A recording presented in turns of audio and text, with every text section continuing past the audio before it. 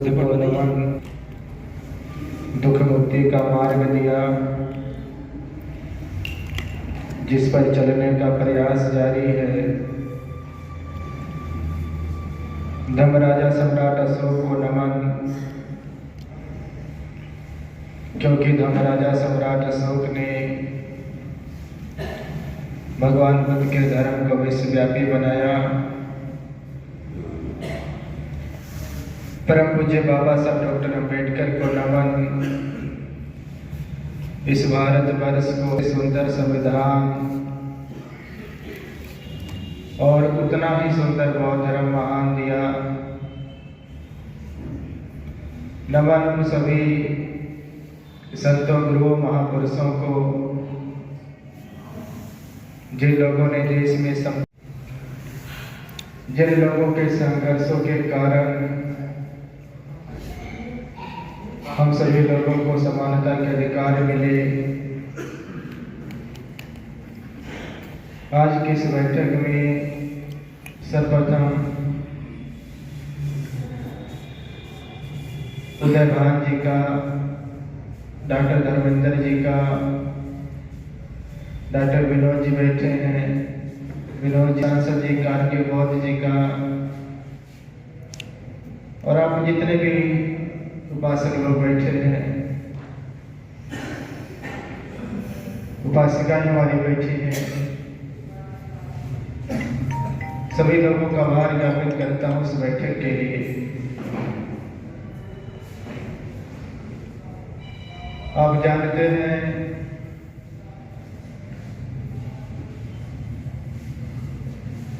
कि डॉक्टर बाबा साहब अम्बेडकर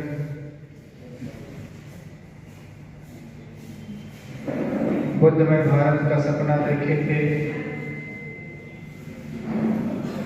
मैं बाबा साहब के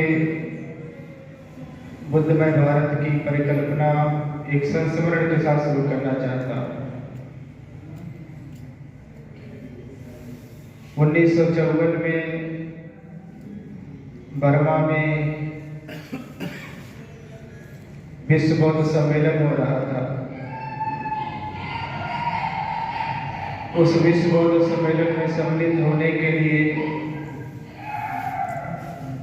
पूरे दुनिया में जितने भी बौद्ध राष्ट्र हैं,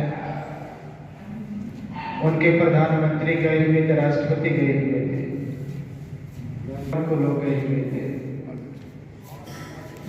जी बोल रहा हूँ। जब सम्मेलन शुरू हुआ, अन्य देशों के प्रधानमंत्री और राष्ट्रपति बोलने लगे। सब लोग नेहरू जी को देख करके, बाबा साहब को देख करके दुख व्यक्त कर रहे थे। वो लोग कहते थे कि देखिए, जिस देश में बुद्ध ने जन्म लिया, उस देश के लोग बुद्ध को भूल गए। वो लोग कहते थे कि देखिए, जिस देश में भगवान बुद्ध ने बौद्ध धर्म दिया, उसी देश के लोग भगवान बुद्ध के धर्म को भूल गए। वह लोग कह रहे थे कि देखिए, जिस देश में भगवान बुद्ध ने बोधि वृक्ष लगाया, उसी देश में बोधि वृक्ष सूख गया। वो लोग शिकायत कर रहे थे डॉक्टर बाबा साहब अम्बेडकर से, नेहरू जी से, और भारत के जो लोग भी गए हुए थे, कह रहे थे कि आप लोगों ने बचाया नहीं।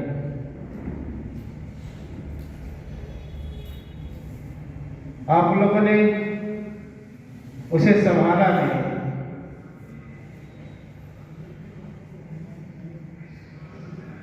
उन वक्ताओं के बोलने का प्रभाव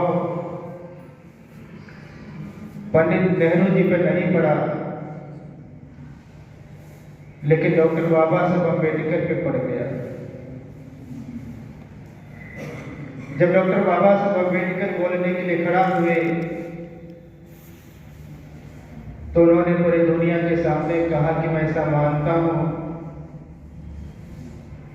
हमारे देश में भगवान बुद्ध ने जन्म लिया और हम लोग भगवान बुद्ध को भूल गए। बाबा साहब ने कहा कि बड़े दुख के साथ यह भी कहना पड़ता है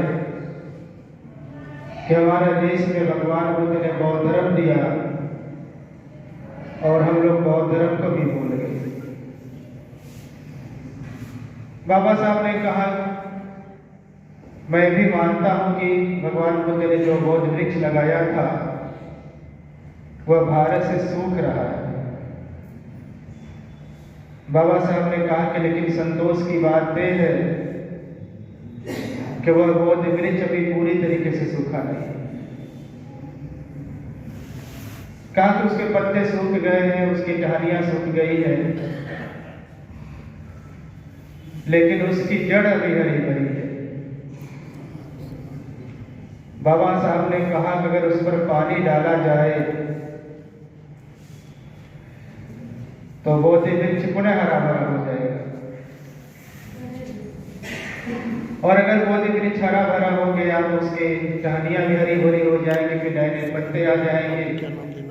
जब नए पत्ते आ जाएंगे फिर वो छाया देने का काम भी करेंगे। बाबा साहब ने कहा कि मैं पूरी दुनिया के सामने संकल्प ले रहा हूं। बाबा साहब ने कहा कि मैं पूरी दुनिया के सामने विश्वास दिला रहा हूं। बाबा साहब ने कहा कि मैं प्रतिज्ञा ले रहा हूं, भारत वापस जाऊंगा अपने लाखों अनुयायियों के साथ। भारत में बुद्ध धर्म का जो वृक्ष सूख रहा है उस पर पानी डालूंगा, उसे हरा भरा करूंगा। डॉक्टर बाबा साहब अम्बेडकर वापस आए 14 अक्टूबर 1956 को, 54 के बाद 56 को, अपने 5 और 10 लाख अनुयायियों के साथ, 5 से 10 लाख अनुयायियों के साथ बुद्ध धर्म की दीक्षा लेकर के भारत में बुद्ध धर्म का जो वृक्ष सूख रहा था उसे हरा भरा किया। उस समय में एक संस्मरण याद आता है। महापंडित राहुल संस्कृतायन जी, जो ही बगल के जिले के आजमगढ़ के रहने वाले, उनका जापान में कोई कार्यक्रम लगा था, जापान जा रहे थे। काठमांडू के एयरपोर्ट पर उनको पत्रकारों ने घेर लिया, उनसे प्रश्न किया। कहा कि राहुल जी, बाबा साहब अम्बेडकर के धम्म दीक्षा की गूंज पूरे दुनिया में सुनाई दे रही है। कहा जो लोग बुद्ध धर्म के लिए कार्य कर रहे थे उनके खुशी का ठिकाना नहीं रहा है। आप बाबा साहब अम्बेडकर के धम्म क्रांति को किस रूप में देखते हैं? उन पत्रकारों को जवाब देते हुए महापंडित राहुल संस्कृताय ने कहा, राहुल जी ने कहा कि मैं बाबा साहब अम्बेडकर के धम्म क्रांति को इस रूप में देखता हूं कि डॉक्टर बाबा साहब अम्बेडकर ने भारत में बौद्ध धर्म का ऐसा मजबूत खंभा गाड़ा है, अब उसे कोई मां का लाल हिला नहीं सकता। डॉक्टर बाबा साहब अम्बेडकर जब दीक्षा ले रहे थे तो बाबा साहब ने कहा कि अगर ये जीवन बचा तो बहुत कुछ दिनों के अंदर ही, बहुत थोड़े दिनों में ही इसको बौद्धमय करूंगा। बाबा साहब डॉक्टर अम्बेडकर ने कहा कि बचा हुआ पूरा जीवन बौद्ध धर्म के प्रचार प्रसार में लगाऊंगा। बाबा साहब दीक्षा लिए और दीक्षा लेने के बाद बाबा साहब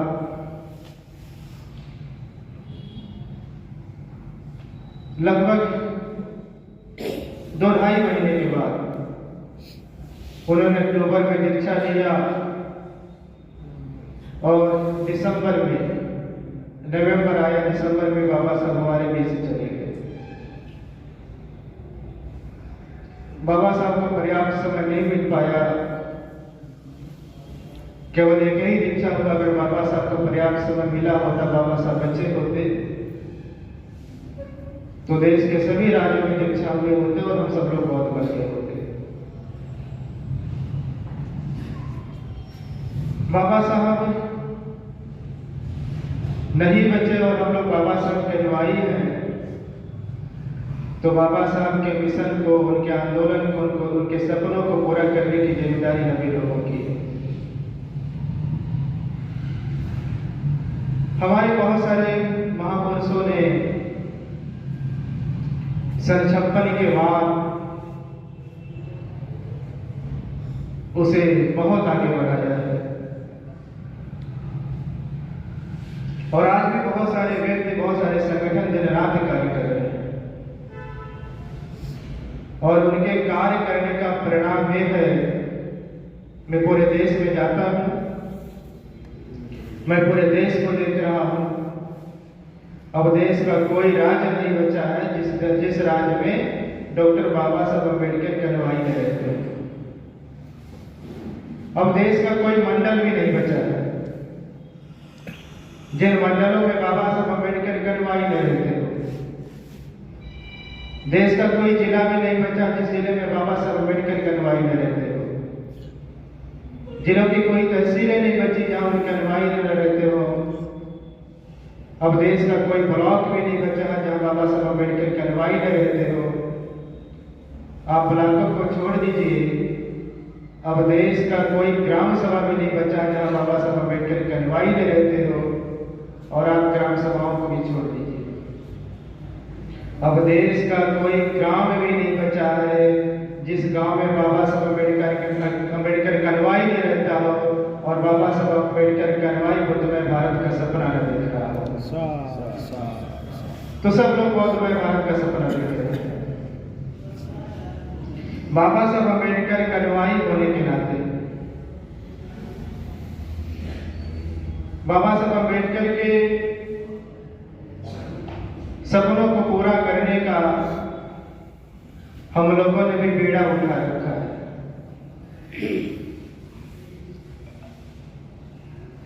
कई वर्षों से लगातार हम लोग उसमें कार्य कर रहे हैं।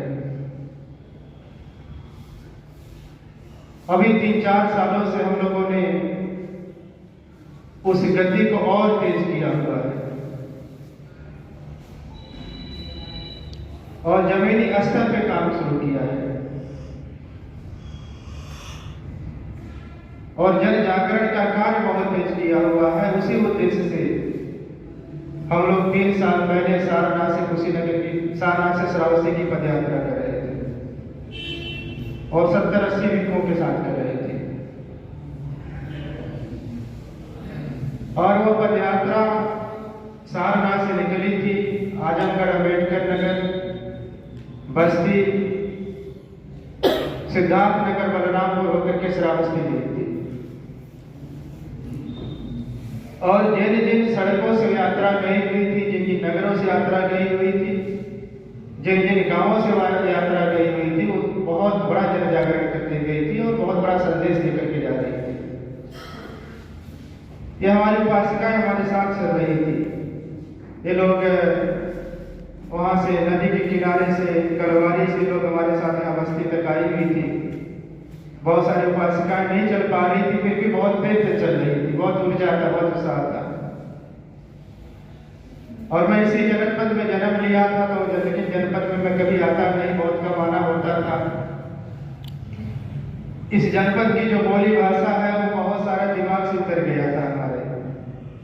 बहुत सारी बोली भाषा जो है कि मैं भूल गया था। लगभग 27 साल पहले मैं इस जिले को छोड़ दिया था। 27 साल हुआ जिला को छोड़े, 28 साल हुआ, और मैं बाहर के जिलों में रहा, बाहर के देशों में रहा, तो बहुत सारे शब्द उतर गए दिमाग से। तो जब ये लोग हमारे साथ पैदल चल रही थी, जब यहाँ की भाषाएं, लोकल भाषाएं बोल रही थी, तो मन को बड़ा अच्छा लग रहा था। कान में जैसे पड़ रहे थे, तो बहुत ऐसा लगता था कि बहुत सहज सी बन जा रही थी। मुझे अभी भी याद है कि हमारी उपासिकाएं कहती थी, बंदी जी ऐसा लगा था हमारे सड़किया बुद्धमय हुआ है। तो साथ हम और बेहतर नहीं बोल पा रहे हैं जिस शब्दों में आप लोग बोल रहे थे कि हमारे गंगा बुद्धमय भैलबा, हमारे जिलवा बुद्धमय भैलबा। तो ऐसा लगता था कि सब लोगों को कि बुद्धमय भारत इन प्रयासों से बन सकता है। तो हम लोग बहुत सारा जन जागरण जिलों में हुआ, फिर हम लोग श्रावस्ती गए तो बहुत सारे जिले, हम लोग लुमनी गए तो बहुत सारे जिले बड़े। श्रावस्ती की यात्रा में बस्ती पड़ा हुआ था और सिद्धार्थ नगर पड़ा हुआ था। जब हम लोग लुम्बिनी जा रहे तो संत कबीर नगर पड़ा, फिर सिद्धार्थ नगर पड़ा। तो आपके पूरे मंडल को हम लोगों ने इस यात्रा में शामिल कर लिया था। फिर इस बार हम लोग कुशीनगर गए। पूरब का आधा, लगभग पूर्वांचल के आधे जिले हम लोगों ने कवर कर डाले। आधे जिलों में हमारी पद यात्राएं हुई और को जन जागरण हुए। बाबा साहब अम्बेडकर के सपनों का भारत बनाने के लिए जो मैंने रणनीति बनाई है, हमारे यात्रा के 3 घंटे। अभी कोई उपासक बोल रहे थे कि जो है बौद्धों का प्रमाण पत्र या कुछ इस तरह से सरकारी उसमें आ जाए, सब वो लोग बोल रहे थे। मैं बहुत ज़्यादा तो नहीं उस पर कुछ बोलना चाहता हूँ। मैं इतना ही बोलना चाहता हूँ कि अभी हमारी लड़ाई पहचान की है। अभी हम लड़ाई आइडेंटिटी की लड़ रहे हैं, पहचान की लड़ाई लड़ रहे हैं। और हम खुद से पहचान करा रहे हैं, बाबा साहब अम्बेडकर से पहचान करा रहे हैं। अभी हम जो है सम्राट अशोक से पहचान कराने निकले हुए हैं और अभी हम भिक्षु संघ से पहचान कराने निकले हुए हैं। अभी भी हम लोग गाँव में जाते हैं तो बहुत सारे लोगों को बौद्ध धर्म के बारे में पता नहीं, बुद्ध के बारे में पता नहीं। बुद्ध का, बाबा साहब अम्बेडकर का चित्र ही लोगों ने देखा है, उनके बारे में कुछ नहीं जानते। हम भिक्षुओं को नहीं देखा तो लोग हमको बाबा जी बोलते हैं, हमको महाराज जी बोलते हैं, हमको कुछ और भी बोलते हैं। तो अभी लोग जब बुद्ध को नहीं जानते, अशोक को नहीं जानते, बाबा साहब को नहीं जानते और हम लोगों को भी नहीं जानते, तो अभी हम कह सकते हैं कि अभी हम पहचान की लड़ाई लड़ रहे हैं, अभी हम क्वालिटी की नहीं लड़ाई लड़ रहे हैं। तो हमारी जो पहली यात्रा होती है पद यात्रा की, वो पहचान कराने वाली यात्रा होती है। हम बुद्ध से लेकर के अशोक, अम्बेडकर और भिक्षु लोगों से लोगों की पहचान कराते हैं। हमारी जो दूसरी यात्रा होगी ये भी पहचान की यात्रा हो रही है और हमारी जब तीसरी यात्रा होगी तब हम क्वालिटी की लड़ाई लड़ेंगे। और दूसरी यात्रा, दूसरा चरण हमारी यात्रा का है कि जिन जिन जिलों में हमारी पद यात्राएं हो गई है उन जिलों में सम्मेलन करना, महासम्मेलन करना। पिछले साल हम लोगों ने सारनाथ से श्रावस्ती वाले जो जिले थे उनमें सम्मेलन करना शुरू किया है। पिछले साल हम लोगों ने अम्बेडकर नगर का उधर आजमगढ़ में महासम्मेलन किया और महासम्मेलन करने के लिए आजमगढ़ का जो सबसे बड़ा मैदान था हम लोगों ने उसको चयनित कर रखा था। जब हम लोग उस मैदान पे रणनीति बना रहे थे तो बहुत पुराने लोगों ने हमको बोला कि बंदे जी ये मैदान अभी तक केवल मानिया बहन जी ने भरा, बाकी किसी ने भरा नहीं है। कहा देश की बहुत सारे रैलियां हुई, कोई नहीं भर पाया है। और एक दिन हम लोग ऐसे बैठे हुए थे तो सांसद बलराम जी हैं, बहुत पुराने नेता हैं बहुजन समाज पार्टी के, आपके जिले में भी काम किए। एक दिन उनसे वो कहने लगे कि बंदे जी मानवर कांसी राम साहब हम लोगों को समझाया करते थे, कहते थे कि देखो बड़ा मैदान मत लेना, मीडियम वाला मैदान लेना। जब वो भर जाता है, जब लोग बाहर जाते हैं तो उसका बड़ा संदेश जाता है। क्या हम लोगों को भी सोचना चाहिए था कि हम लोग भी कुछ ऐसे मैदान ले लेते तो मैदान भी भर लेते, बहुत सारी भीड़ भी बाहर होती तो बड़ा संदेश जाता है कि मैदान भर गया था। हमने कहा कि सांसद जी अब थोड़ा सा मेहनत और कर लीजिए आप लोग, और अगर आपका मैदान नहीं भरता तो बेइज्जती हमारी थोड़ी होने वाली है। बेइज्जती तो आजमगढ़ वालों की होने वाली, आजमगढ़ वाले भर नहीं पाए। और हमसे कौन क्या पूछेगा, तो कुछ नहीं जवाब देने वाले। हमने कहा चैलेंज जब आपका है, जिस दिन महासम्मेलन था, ये अपने सब लोग गए हुए थे जो मान्यवर लोग हैं। कार्यक्रम 12 बजे था, ये लोग 10 बजे पहुंच गए और मैदान सबको फोन करे कि बंदे जी कहाँ है, और हम लोग आ गए। हमने कहा कहाँ पहुंचे आप लोग? कह रहे हम लोग मैदान में आ गए। कितने लोग होंगे? 50-60 लोग जो है दिखाई दे रहे हैं। तो हमने कहा अच्छा चिंता मत करिए, कार्यक्रम 12 बजे से है और लोग काफी करके आते हैं। लोग सोच रहे हैं कि कार्यक्रम तो काफी करके निकलेंगे घरों से। ये लोगों ने यहाँ 1 घंटा इंतजार किया और इन लोगों से रहा नहीं गया कि कोई आ नहीं रहा, कोई आ नहीं रहा। ये लोग बड़ा दुखी होकर के कहा कि कहाँ है आप? हम लोग वही आ रहे हैं। हमने कहा अच्छा आ जाइए। तो हम लोगों ने कैंप कार्यालय बनाया हुआ, तो वहाँ लोग पहुँच गए और उसके बाद हमने लोगों से कहा कि अब आप लोग जाइए, मैदान पे ही जाइए। और लगभग 12:30 बजे मैं कैंप कार्यालय से निकला हुआ था। मैंने मुख्य अतिथि थे कार्यक्रम के लिए।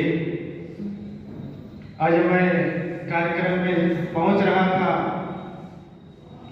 तो आजमगढ़ का सबसे बड़ा मैदान, जिसकी क्षमता लाखों में, वो भर गया था। और उससे बहुत ज्यादा बड़ी संख्या में लोग मैदान के बाहर खड़े हुए थे। हमको सड़क से लेकर के मंच तक जाने में कम से कम 1 घंटा लगा था।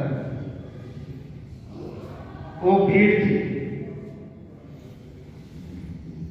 और वो कार्यक्रम तब हुआ था जब अयोध्या वाला प्रकरण चल रहा था। अयोध्या में राम मंदिर का उद्घाटन हो रहा था, पूरा सरकार लगा हुआ था उसके उद्घाटन के लिए। पूरी बीजेपी लगी थी, आरएसएस के संगठन लगे हुए, जितने हिंदूवादी संगठन सब लोग लगे हुए थे। पूरे देश की मीडिया लगी हुई थी और पूरे देश में एक संदेश जा रहा था कि अब भारत जो है अब एक राष्ट्र बनने जा रहा है, उसी की तरफ जा रहा था। मैं देख रहा था कि बहुजन समाज के लोग जो जातिवादी नहीं है, जो संप्रदाय भी नहीं है, वो लोग थोड़ा दुखी भी हो रहे थे कि हमारे देश से लोकतंत्र खत्म हो रहा है। लोग थोड़ा सा दुखी हो रहे थे कि जो हमारे देश का एक धर्मनिरपेक्षता है वो खत्म हो रही है, वो संकट में है। धर्मनिरपेक्ष भारत संकट में था, लोगों को कैसा लगने लगा था। और जब आजमगढ़ के लोगों ने महासम्मेलन किया तो पूरे देश में जो लोकतंत्र के लिए, जो धर्मनिरपेक्ष भारत की चिंता कर रहे थे, वो ऊर्जावान हो गए। पूरे देश के लोगों ने कहा कि नहीं, हमारी शक्तियां कमजोर नहीं, अगर हम लोग चाहेंगे तो देश के लोकतंत्र को, देश के जो है संविधान को और देश का जो धर्मनिरपेक्षता है उसको बचाने जाएंगे। और उस कार्यक्रम ने लोगों में आशा भर दिया। उस कार्यक्रम ने लोगों को यह बता दिया कि बुद्धमय भारत बनाया जा सकता है।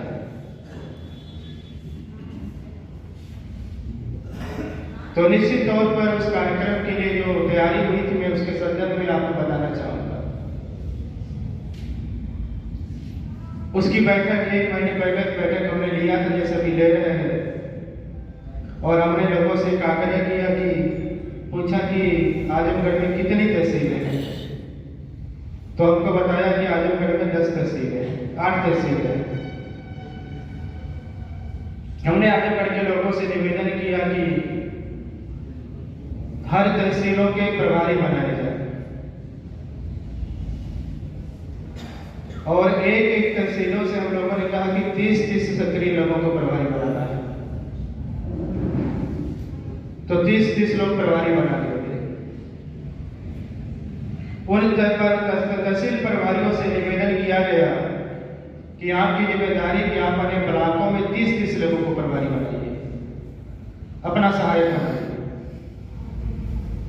और उन ब्लॉकों के प्रभारियों से निवेदन किया गया कि आप अपने ग्राम सभाओं में 30 लोगों को प्रभारी बनाइए। तो उन ग्राम सभाओं की, यानी एक गांव में लगभग, एक ग्राम सभा में 3 गांव होते हैं, एक गांव से 10 लोगों को प्रभारी बनाया। और उनसे निवेदन किया गया कि आप जिले के संगठन के जिले में कोई प्रभारी मत बनाइए, जिले का कोई संगठन मत बनाइए। जिले का संगठन इसलिए नहीं कहा गया क्योंकि जिले में एक ही व्यक्ति को अध्यक्ष बनाना है, एक ही व्यक्ति को उपाध्यक्ष बनाना है, एक ही व्यक्ति को महामंत्री बनाना है। फिर ये हुआ कि जिले में बहुत सारे आजमगढ़ में 20 संगठन के लोग काम कर रहे थे उस समय, और बहुत सारे ऐसे लोग भी थे जो कि किसी संगठन में काम नहीं कर रहे थे। फिर हम लोगों ने कहा किसको उपाध्यक्ष बनाएंगे, किसको अध्यक्ष बनाएंगे। फिर अगला संगठन कहेगा मेरा अध्यक्ष नहीं है, फिर हम नहीं काम करेंगे। तो अपने यहाँ दिक्कत ये हुई है कि संगठन बहुत बने, एक संगठन दूसरे संगठन से बैठ भी नहीं रखते, विरोधाभास हो जाते हैं। और हम लोग चाहते हैं कि जितने भी संगठन हैं उन सबको साथ लेकर के काम किया जाए। तो हम लोगों ने यही निवेदन किया कि जिला का संगठन न करके तहसीलों का संगठन, कि जो भी माननीय लोग हैं वो किस तहसील में आते हैं अपने तहसील की जिम्मेदारी संभालें। जो भी महत्वपूर्ण है जिस ब्लॉक में आते उस ब्लॉक की जिम्मेदारी संभालें और अपने ब्लॉक में अपने तहसीलों में तैयारी करें। और हम लोगों ने निवेदन ये किया अपने प्रभारियों से, यानी एक तहसील में 30, ब्लॉक में 30, ग्राम सभा में 30, तो हमारे 90 प्रभारी बने एक तहसील के। और उन 90 प्रभारियों से हम लोगों ने निवेदन किया कि हमारा बहुजन समाज बहुत गंभीर नीति में सो रहा है और उसको जगाने के लिए छोटे मोटे प्रयास पर्याप्त नहीं है। हम लोगों ने कहा उनको जगाने के लिए बड़े प्रयास करने चाहिए। और हम लोगों ने उन प्रभारियों से कहा कि कोई गांव न बच जाए जिस गांव में आप जाएंगे। आप 1 महीना छोड़ दीजिए सब कुछ, भूल जाइए सब कुछ, और आप जो भी आपका काम है, जो भी अगर आप नौकरी कर रहे हैं तो आप 5 बजे तक नौकरी कर लीजिए, आप बिजनेस कर रहे हैं तो 5 बजे तक बिजनेस कर लीजिए, आप कोई और कार्य कर रहे हैं तो आप 5 बजे कर लीजिए। 5 बजे आप जहाँ पे भी हैं सीधे घर में आकर के आप सीधे गांव में गांव के लोगों को बताइए, बाबा साहब अम्बेडकर के बारे में बताइए, बुद्ध के बारे में बताइए, अशोक के बारे में बताइए, अशोक से लेकर के नरेश सिंह यादव तक हमारे महापुरुष उनके बारे में बताइए। और हम लोगों ने भी कहा कि हर जाति में अच्छे लोग भी, हर जाति में बुरे भी लोग हैं। तो हर जाति में जो भी अच्छे लोग हैं, चाहे वो दलित समाज का हो, चाहे पिछड़े समाज का हो, चाहे वो अपर समाज का भी हो, अपर कास्ट का भी हो, तो उनसे हमें बात करनी चाहिए। और उनको हमको बताना चाहिए कि देश में असमानता का जो दौर चल रहा है उसको खत्म करना है। देश में सांप्रदायिकता का जो दौर चला उसे हमें खत्म करना है। देश में जातिवाद जो बहुत बढ़ रहा है उसे खत्म करना है। तो इस आंदोलन में आप हमारा साथ दीजिए। और हम लोगों ने कहा कि जितने भी इस विचारधारा के हमारे प्रधान हैं वो किसी भी जाति के हो, अगर वो समता मूलक समाज विश्वास रखने वाले लोग हैं, जातिवादी नहीं है, तो प्रधान जो जातिवादी नहीं उसे हमें बात करना चाहिए। जो भी बीडीसी हमें उससे बात करना चाहिए, जो भी जिला पंचायत सदस्य हमें उससे बात करनी चाहिए और उनसे बात करके उनसे मदद लेकर के कहना है कि आप लोगों को आप तैयार करिए, उनको मीटिंग करिए और उनको लेकर के आप कार्यक्रम स्थल पे भी आइए। और बचा तो मैं अपना पूरा जीवन बौद्ध धर्म के प्रचार प्रसार में लगा डालूंगा। बाबा साहब डॉक्टर अम्बेडकर है नहीं और इस सपना को हमें ही पूरा करना है। अब हम लोग जितना भी बचा जीवन है बौद्ध धर्म के प्रचार प्रसार में लगाएंगे। बाबा साहब अम्बेडकर का अनुयायी होने की वजह से बाबा साहब के शब्दों को दोहरा रहे हैं। कुछ दिनों के अंदर भारत को बौद्धमय बनाएंगे।